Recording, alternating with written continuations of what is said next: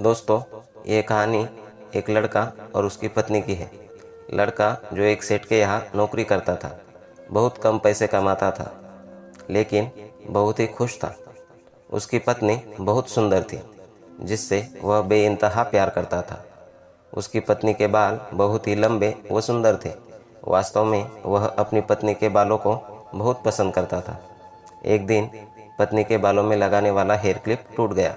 पति जब काम से घर आया, पत्नी ने कहा कि मेरे बालों का हेयर क्लिप टूट गया है, उसके बिना मैं अपने बालों को नहीं संभाल सकती।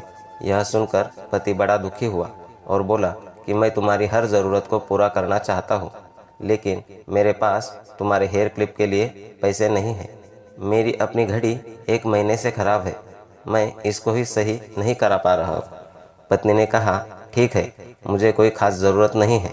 अगले दिन पति काम पर जा रहा था, लेकिन उसके मन में वही बात चल रही थी कि मेरी पत्नी ने पहली बार मुझे किसी चीज़ का कहा था, लेकिन मैं उसको भी पूरा नहीं कर पाया।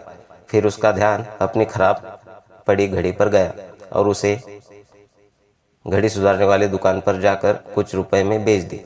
घड़ी खराब थी, इसीलिए कुछ ज़्यादा रुपए की नहीं गई, लेकिन जितने रुपए का क्लिप आता उतने रुपए मिल गए थे। वह क्लिप की दुकान पर गया और जैसा उसकी पत्नी का क्लिप था वैसा ही लेकर आया। पति बहुत खुश था कि आज अपनी पत्नी को जाकर देने वाला हूँ।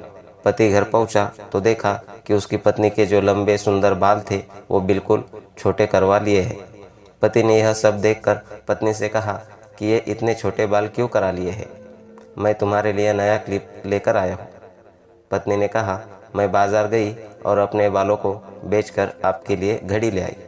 ये सुनकर दोनों की आंखों में आंसू आ गए और दोनों गले लगाकर रोने लगे। दोस्तों, यह छोटी सी कहानी हमें यह सिखाती है